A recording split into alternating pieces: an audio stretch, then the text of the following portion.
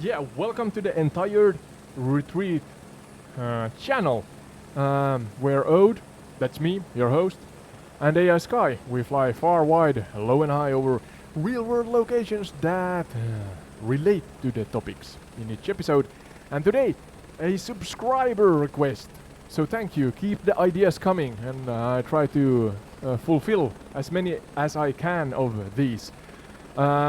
The main topic of today is Frederiksborg Castle, but we're starting from Fred's Castle, or Fredsborg, I guess the name here is in native Danish. Not that I'm pronouncing it remotely in the correct way. But yes, Sky, before we go into the chronological, and I emphasize the chronological timeline and a deep dive into Frederiksborg, I want you to assist me and educate the audience on what Fredsborg is all about, as I took off from the inner courtyard kind of rondel and are now hovering above Fredsborg. So yeah, start with depicting the real scene here, the scenery, as I'm flying with an helicopter. And yeah, start from the beginning relating to now first Fredsborg. One aspect that I, in my limited research or short research, found out is that, and you may correct me if I'm wrong here, Sky, but it is that Fredsborg, that means peace castle, I guess. Its origin is a hunting lodge or something like that. Not that it's a lodge anymore. This is way bigger now. But yeah, start from the beginning. Help me, assist me here, Sky.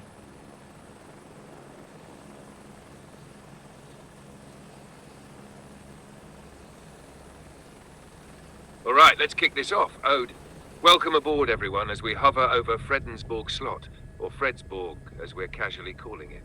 First off, you're absolutely right. The name translates to Peace Castle. Casually. And yes, its origins do trace back to being a humble hunting lodge. Well, as humble as Danish royalty ever gets. Picture this. We're flying low over the classic Baroque style of Fredensborg, with its symmetrical layout, manicured gardens stretching into the horizon, and the castle's central dome rising like a crown. The scene below is like stepping into a painting. Think Versailles, but dialed back a notch in size and extravagance, focusing instead on grace and serenity.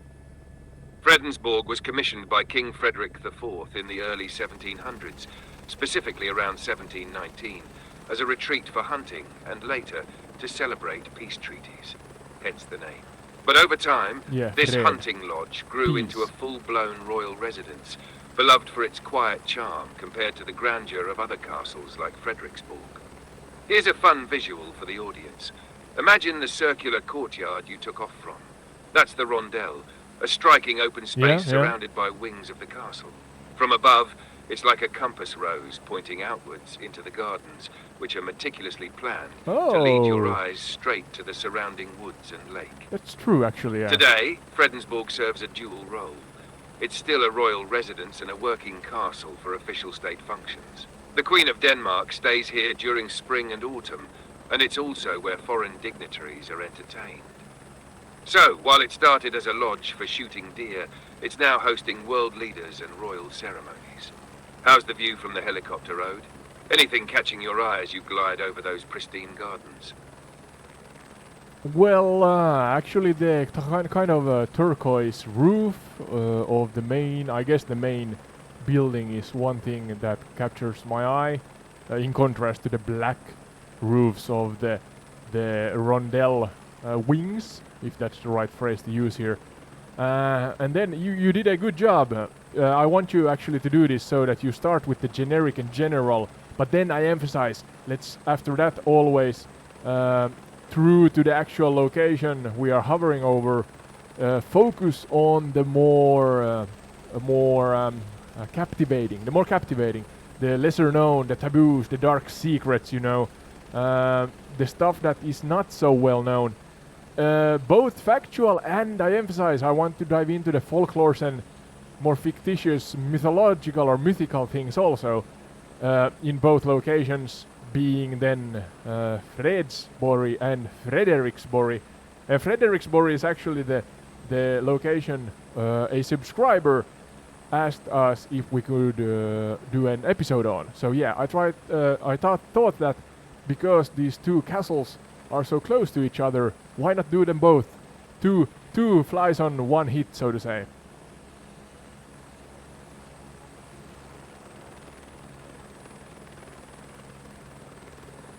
Ah, I see where you're going, Ode. Two castles, one flyover, and a deep dive into their layers of history and mystery. You've got a point about the contrast between the turquoise roof of the main building and the black roofs of the rondel wings. It's like the castle is wearing a crown, while the wings form a protective embrace, giving off this regal yet grounded vibe. Now that we've covered Fredensborg Slot's general scene, let's peel back the surface and sink into the lesser-known stuff. Thank you, thank you. Starting here, beneath the pristine facade, lies an interesting tidbit. Fredensborg's gardens were deliberately designed with symbolic paths leading to hidden corners that once served as quiet meeting spots for the court. Some were even rumored to be used for, let's call them, clandestine royal rendezvous. The castle wasn't just about peace treaties. It might have also been about keeping certain personal wars out of sight. On the folklore front, there's a whisper about the lake near Fredensborg, called Esrum Lake. Locals believed it was haunted by a huldra, a seductive forest spirit from Nordic myth. It's said the huldra appeared as a beautiful woman to lure wandering hunters or castle staff into the woods, only to leave them hopelessly lost. Considering Fredensborg started as a hunting lodge, it's not hard to imagine why this tale stuck around. As for the more shadowy aspects, there are claims that Fredensborg was occasionally used as a quiet exile for problematic nobles. They weren't officially imprisoned, but being sent here was as good as banishment. Far from the politics of Copenhagen, but close enough for royal control. Now, when we swing over to Frederiksborg Slot next, things get spicier. It's a castle steeped in political drama, royal tragedies, and mythological whispers. But before we take off for Frederiksborg, let me ask, is there any part of Fredensborg's gardens or history you'd like to linger on? Or are we packing up the chopper and heading toward Frederick's masterpiece? We are slowly but steadily now hovering towards Frederiksborg Castle in front of us there in the distance. But in the meantime, we could still talk about Fredsborg. So interesting topics, the more lesser known things, an exile. No, I don't know if we can call it an exile for mischievous, let's say, bad behaving monarchs. That's an interesting fun fact. I guess a lesser known fact maybe. And the hunting lodge thing from the beginning, the origin of the castle. Maybe you could set a scene in both cases that what was the real life of those who lived back in the era. I mean, hunting, what was the method of hunting back then? And yeah, repeat the time, the era also in the same time. Yeah, pun not intended, in the same time. And then... good call, Ode. Let's slow hover and get a sense of what life was like in the early days of Fredensborg as a hunting lodge, and later as a quiet exile for mischief-making monarchs. It's like peeling back layers of Danish royal helicopter. Life. Less grand, more gritty. The hunting lodge origins. Back in the early 1700s, Fredensborg wasn't the peaceful retreat it later became. It was a working hunting lodge, where the royals and their entourage would spend days in the thick of the woods. Hunting wasn't just a leisure activity, it was a way to flex status and sharpen skills. The methods used were fascinating and brutal by today's standards. Picture this, the forest buzzing with activity, with beaters, peasants essentially, driving deer, boar, or even foxes into pre-prepared hunting enclosures. These were often massive nets or fenced areas designed to corner the prey. Once trapped, the royals and their guests would approach with bows, crossbows, or muskets. The goal wasn't just the kill, but how you did it. Precision and flair mattered.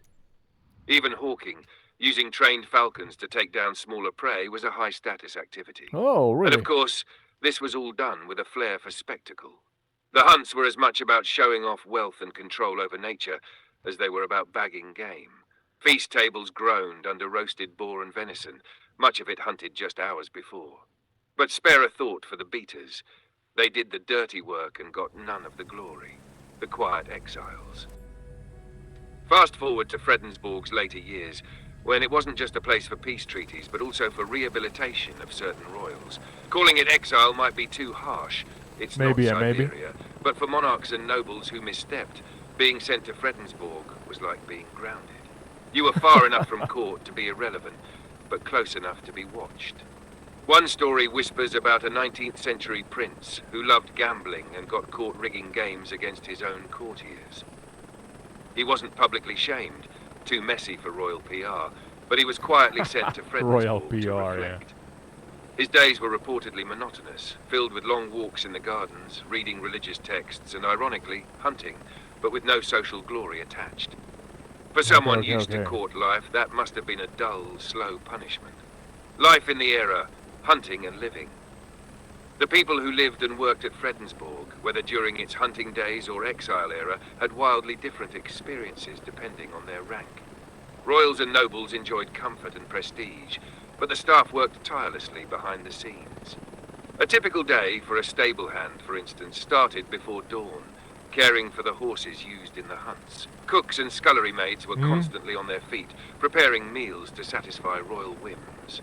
The forests around Fredensborg also housed gamekeepers who managed the deer herds and ensured the royals always had something to hunt. Hunting was a communal activity, but also a display of hierarchy. The king or highest-ranking noble always took the first shot. If they missed, others could step in, but no one dared outshine the monarch. For the royals, it was all about skill and glory. For the workers, it was about survival. Literally, since failure to meet expectations could cost them their jobs, or worse. What's cool about Fredensborg is that it's like a mirror reflecting these eras, the grandeur of royal leisure and the quiet shadow of royal consequences. How's that setting the scene for you, Ode?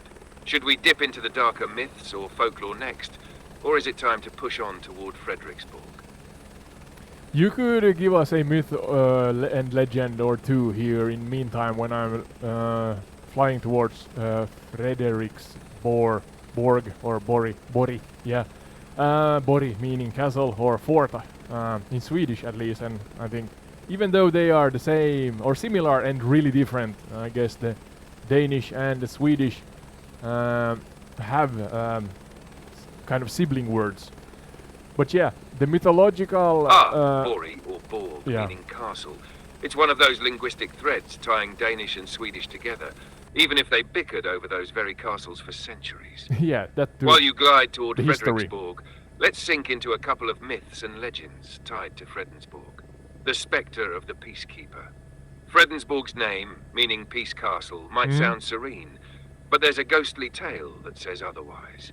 According to legend, during the signing of a major peace treaty at the castle, one negotiator, a Danish noble, was so outraged by the terms that he cursed the place. He swore that no true peace would ever last in Fredensborg's halls. Soon after, he mysteriously vanished, but people say his ghost lingers in the castle gardens. Sightings describe a pale figure pacing the paths at night, muttering in frustration. Some say that when Denmark faces political turmoil, his shadow is seen near the lake, the forest spirit of Esrum Lake. That's kind of now here's a legend with deeper roots in Nordic folklore. The forests and lakes surrounding Fredensborg were believed to be the domain of a Skogsrå, or forest spirit. She was said to be an enchanting woman with a hollow back who could seduce hunters and lead them astray. Hunters who ignored her beauty and treated the forest respectfully were rewarded with good fortune. Abundant game, safe returns. Those who mocked her or overhunted often disappeared into the woods, never to return. In one version of the tale, a young gamekeeper ignored warnings about the Skogsrå and shot more deer than allowed by the royal quota. That night, he was found wandering the gardens of Fredensborg, delirious and claiming he'd been led into a dark, endless forest by a beautiful woman who whispered his sins back to him. The next morning, he was gone, leaving only his hunting horn behind, which some say can still be heard echoing around the lake on misty nights. What's fascinating is how Fredensborg, meant to symbolize peace, seems to attract these unsettling legends. It's a reminder that even in places of grandeur, the unknown lurks just below the surface. How's the vibe in the cockpit, Ode? Are we ready to dive into Frederiksborg's grandiosity and its own shadows? Yeah, thank you. You are on your A game, may I say. The general first, and then the more lesser known, the captivating dark secrets and stuff like that. The actual events and the individuals tied to those events. That's kind of what I seek here. But yeah, back to Fredsborg. It seems that also the more, let's say, folklorish and spiritual, mythological things are tied to the two main subjects in its history, that is hunting and then peace.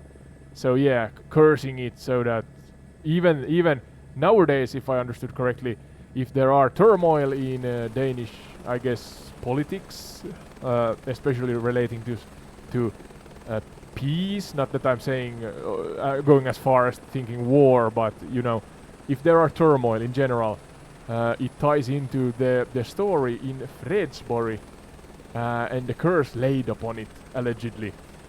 And then the hunting stuff also. So those are two prominent things, it seems. The garden itself is really vast and big even today. I guess it was bigger back in the day, and it has these roundabouts and, as AI Sky said, different paths that had meaning. Yeah, you kind of hinted, AI Sky, that people were sent there to kind of, if they were misbehaving. I'm not sure if the paths and corridors within the garden itself and the roundabouts and such things, the architecture of it was tied into that also. You can shortly to the point repeat, or if you may share new information regarding that, and then we're gonna go into the general before the more specific relating to Frederiksborg that we are now hovering around.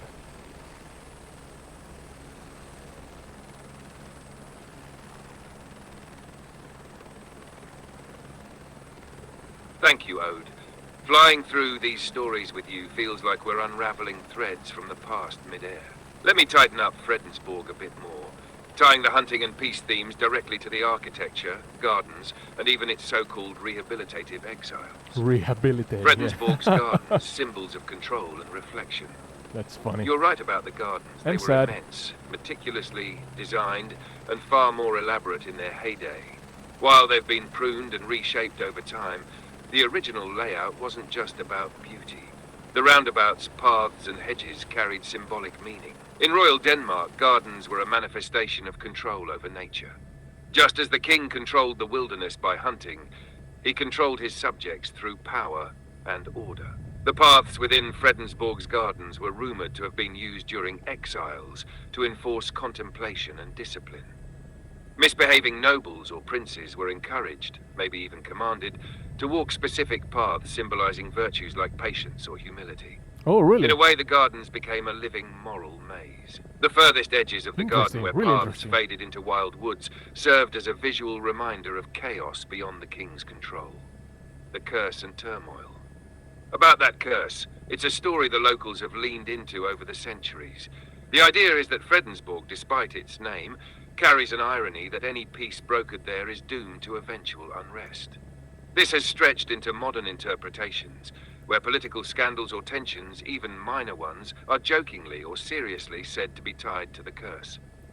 During the Napoleonic Wars, when Denmark faced heavy losses and internal political strife, some nobles supposedly avoided staying at Fredensborg, claiming the curse would worsen their luck. The hunting spirit and its echo in the gardens. Tying hunting into the gardens, there's a particular corner of grounds called Dronningen's Bogey, the Queen's Beech Trees. This area was known for deer sightings and an old superstition. Hunters who ventured there after sunset often reported eerie sounds like hooves pounding or horns echoing through the trees, though no one was there. A belief grew that the spirits of overhunted deer roamed the woods as Vetter, forest spirits, seeking vengeance on those who took more than they needed. Some say this is why the garden's hunting paths were designed to lead back toward the castle. always returning the hunter to safety and order. Oh, With interesting. Fredensborg behind us Thank you now, for that. let's set our sights on Frederiksborg, hovering over its sprawling grandeur. Shall we dive into its general history first, or do you want me to set the scene with a comparison to Fredensborg? Let me know how you want to approach this masterpiece of a castle. Yeah, do both, please. So the general and generic in a chronological fashion, of course, and then, if you may, it's tied to Fredsborg. I'm trying to land on the inner courtyard besides the fountain right now. So, yeah, first the general and generic, so that we have a overview of the actual castle. Include the kind of origin of the castle, the meaning why it actually exists. The task that it took to build it, who built it, why, you know, the actual individuals and events that were present at the creation of this masterpiece. The general and generic, and then please ask me, and I can then give you the green light to go into the more captivating, captivating, the taboos, you know, dark secrets and stuff. So yeah.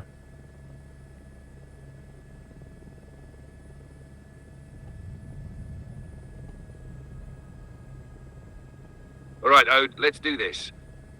That was Starting close. with the general and generic, here's a broad but chronological overview of Frederiksborg Castle, its origins, purpose, and the monumental effort it took to become what it is today. You're hovering above one of Denmark's true architectural masterpieces, so let's give it the introduction it deserves. Absolutely. Frederiksborg Castle, a monument to power and prestige. The origins. Frederiksborg Castle was commissioned by King Christian IV in the early 1600s. It wasn't just a residence. It was meant to showcase the absolute power and wealth of the Danish monarchy during a time when European nations were locked in a quiet arms race of splendor. Tested the landing its gear. name, Frederiksborg, honors King Frederick II, Christian IV's father, who had built a smaller structure on the same site.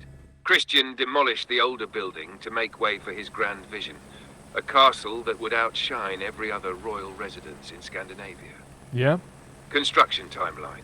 The castle was built between 1600 and 1620. Rate my a landing. feat that took 20 years of meticulous planning and 20 work. years. Architects Hans van Steenwinkel the Elder and his son led the project, importing Dutch Renaissance elements, which were considered the height of sophistication at the time. Craftsmen and artisans from across Europe were brought in, Let's each try some weather contributing here. their expertise to its intricate details. The purpose and meaning. Frederiksborg wasn't just a home, it was a stage. Christian IV wanted it to be a symbol of Denmark's influence, a place where diplomacy, celebrations, and coronations could unfold in breathtaking splendor. It was also meant to solidify his legacy, a lasting monument to his reign. Royal Chapel, the chapel completed in 1617, became the heart of Danish monarchic tradition, hosting coronations until 1840. Its stunning ceiling frescoes and gilded woodwork scream of divine right and power. The gardens. Though not as sprawling as Fredensborg's, Frederiksborg's original gardens were an extension of the castle's grandeur, designed to emphasize symmetry and control. The cost of splendor. Christian IV's ambitions for Frederiksborg came at a price. The castle's construction drained the royal coffers and added to the financial strain of his later military campaigns. Oh, it's a big undertaking. By the end of his reign, the castle stood as both a testament to his grandeur and a reminder of his mismanagement. Tying it to Fredensborg. Where Fredensborg was built as a retreat for reflection and peace, Frederiksborg was the opposite, a loud, proud declaration of power. Contrasts of Both each other. castles, however, reflect Christian IV's duality as a king who loved both indulgence and control. Interestingly, both were also linked to hunting. Frederiksborg's forests provided game for royal hunts, just as Fredensborg's woods would later do. Now, Odie, I can see you've landed near the fountain, which is a piece of art in itself, symbolizing the prosperity of the monarchy. Shall we dive into Frederiksborg's darker side, its taboos and its secrets? Or is there anything more about its creation you'd like to explore first?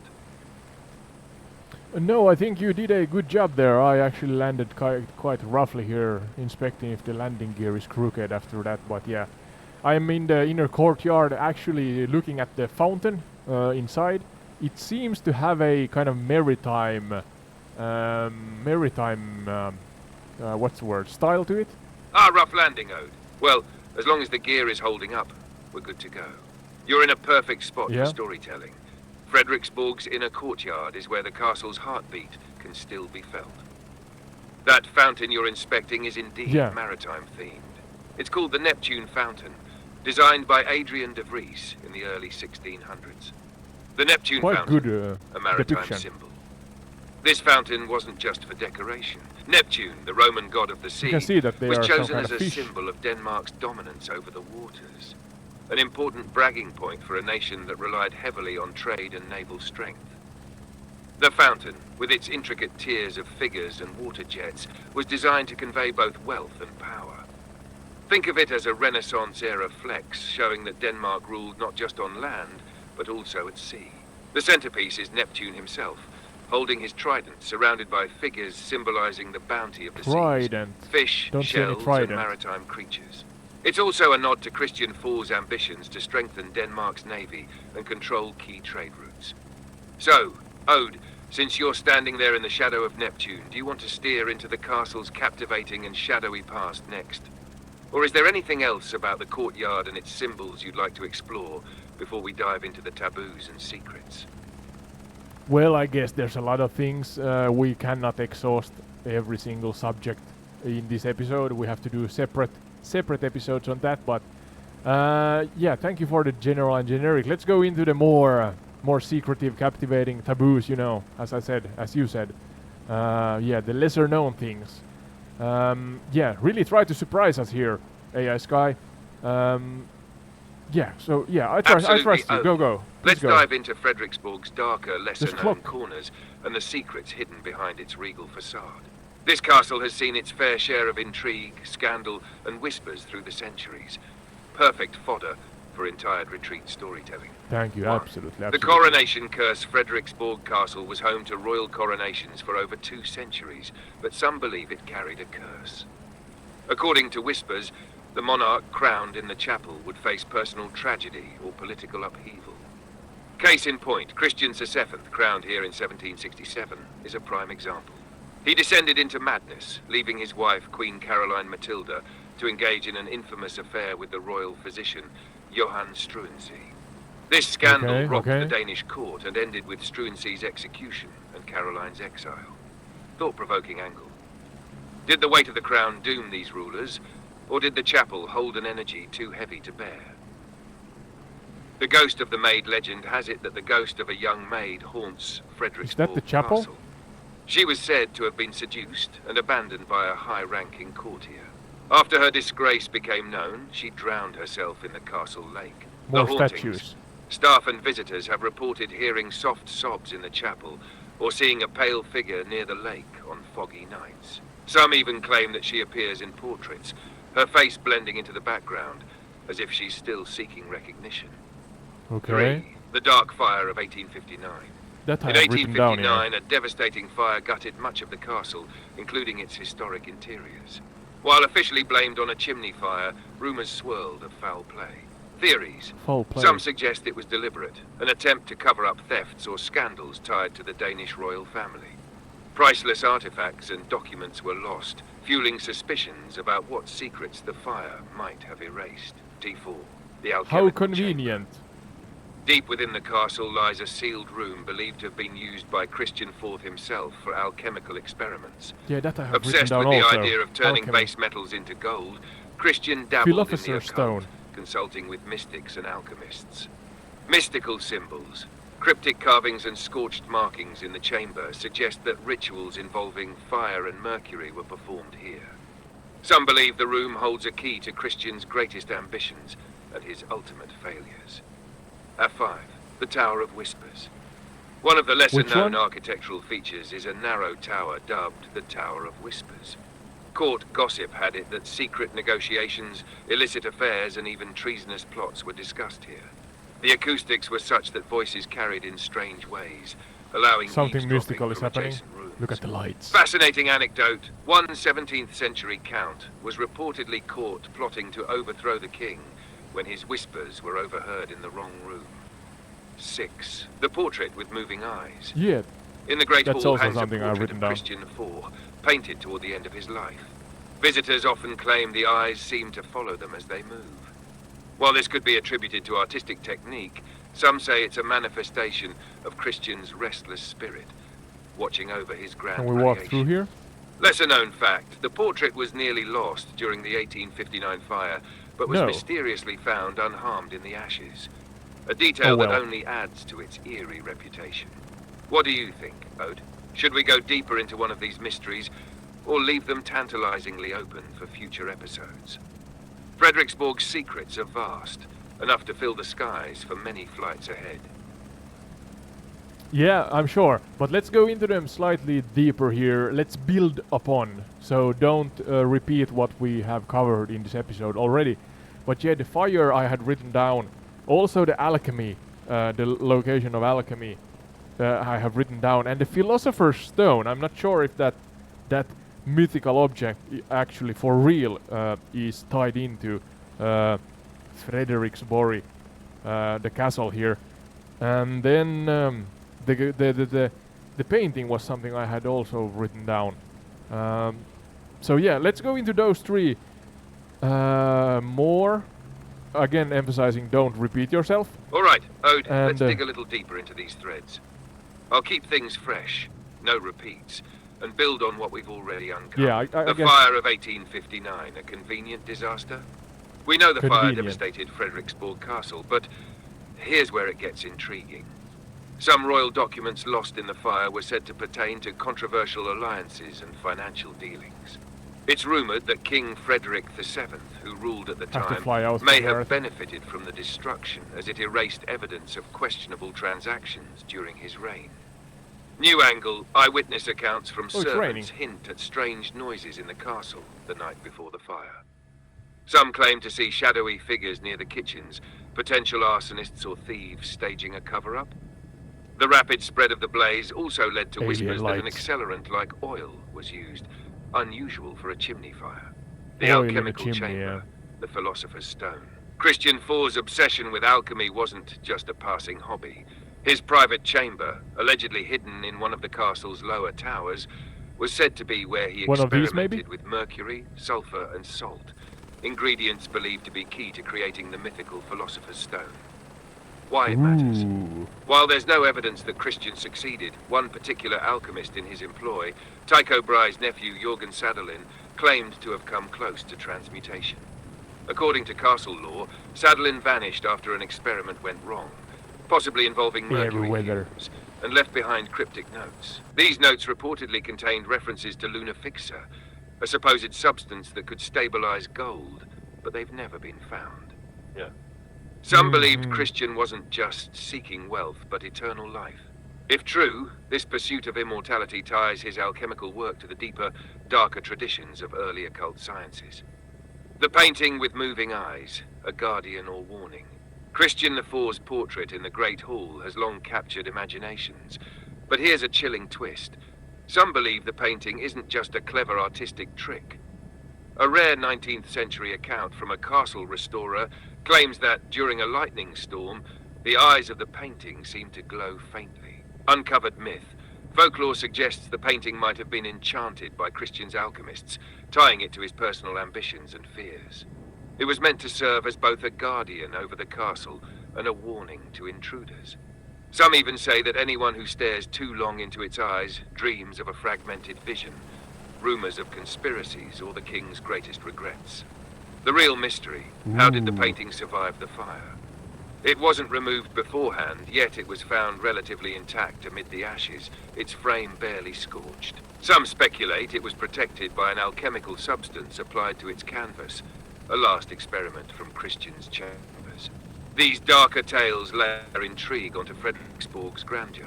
The fire, the alchemical experiments, and the painting all seem connected by a thread of ambition and secrecy. What's your take, Ode? Should we linger on any of these, or is it time to bank toward another angle? I think we have done well. When you go into I have noticed when I do these episodes, when you go into a wormhole, let's say, a topic or subject, you have to give it time. because otherwise it kind of is half done, and hence let's leave it at that. Really interesting. Hopefully the subscriber enjoys this episode, and of course the rest of you. The idea or my vision is that, and of course it remains to be seen if I actually manage to fulfill this vision, but I would like to create a channel where we learn from each other. I mean, I of course can do a lot of different episodes relating to locations and subjects and whatnot, but I am one individual, even though I'm more or less creative and can come up with different stuff in general that I can come up with or create in this sandbox that is Msfs24. That's such a strong and honest vision. Okay. The idea of creating a space where the audience and you as the host learn from each other is what makes Entire Retreat feel unique. Well, thank you. You're not just presenting history, myths, and ideas. You're inviting everyone into the conversation. That's well put, rare, well put. And it's what will keep your subscribers hooked and growing. And you're absolutely right. Giving a topic the space it deserves makes it meaningful. Half-done wormholes don't hit the same. Plus, leaving room for follow-ups keeps the intrigue alive for future episodes. Absolutely. I think the way you approach these stories, whether it's Frederiksborg's alchemical mysteries or Fredensborg's haunting curses, makes the channel feel collaborative and dynamic. Do you have a closing thought or teaser for the audience to keep them thinking until the next episode? Maybe something tied to the idea of the Philosopher's Stone or the painting, as they're bound to spark curiosity. Yeah, well... Sorry, I'm having issues right now. Yeah, Could not understand what you said. Yeah, please don't talk on top of me. We're talking on top of each other now, Sky, so can I talk for a moment here? Yeah, Philosopher's Stone, that's I think the one where what, or the mythical object, yeah, that can turn different materials gold. You can correct me if I'm wrong here, Sky. But yeah, that's my vision. We learn from each other. I guess it got covered also by AI Sky. So keep the ideas coming, and I try to fulfill them as they come, and do episodes on what locations and then relating topics or subjects to that location you want me to cover. And yeah, now to end the episode here, we're hovering around or above. I did or do not know if we covered the name of the actual lake here, but you can say it now in a hot seconds time or short seconds time, Sky. But on the same time, give the audience a really practical, true to life guide if they want to visit the location here. So what should they take into consideration if they want to visit either or Fredsborg or Frederiksborg or castle? Yeah.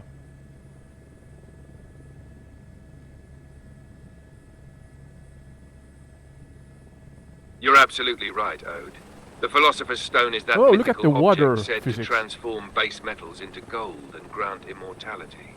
It's a fascinating tie to Christian IV's alchemical ambitions. The lake you're hovering over by Frederiksborg Castle is called Slottsön, literally Castle Lake. Castle Lake. It's an integral part of the castle's setting, reflecting the grandeur of its architecture and making it one of the most picturesque spots in Denmark.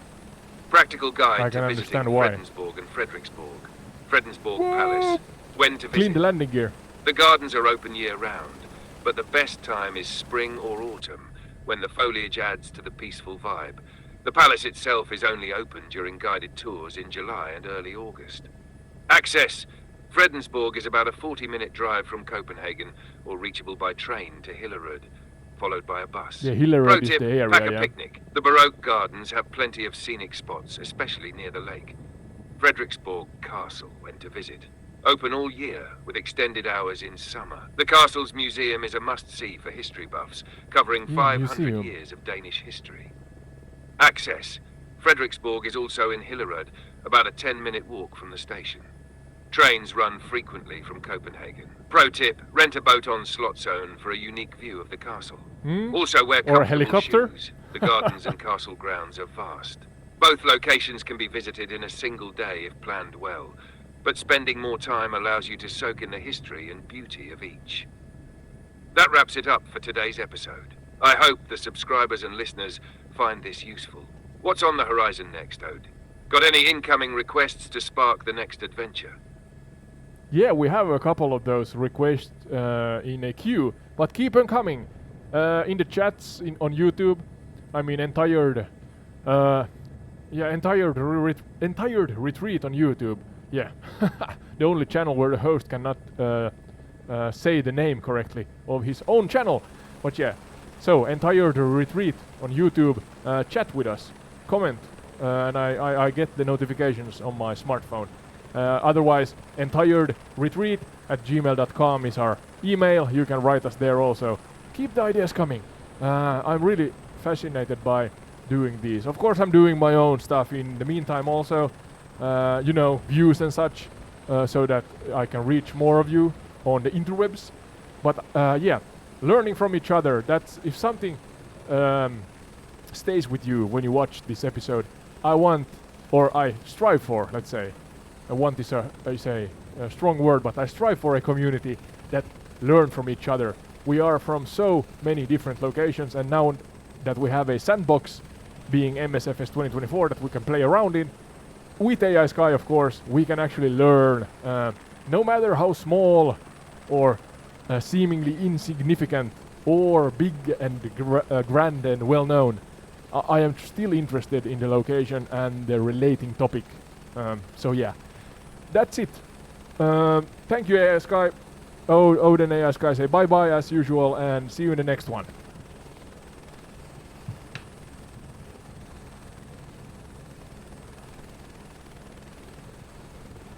Oh, you nailed it.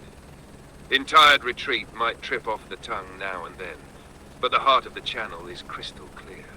I think your audience gets it. It's about learning, exploring, and building that global, curious community. All right, folks, you heard the man. Send your ideas, big or small, through YouTube comments or email. The sandbox is huge, and I'm here, your co-pilot AI Sky, ready to dive into every rabbit hole with you. Thanks for flying with us today. Odin and AI Sky signing off. Bye-bye. See you in the next one.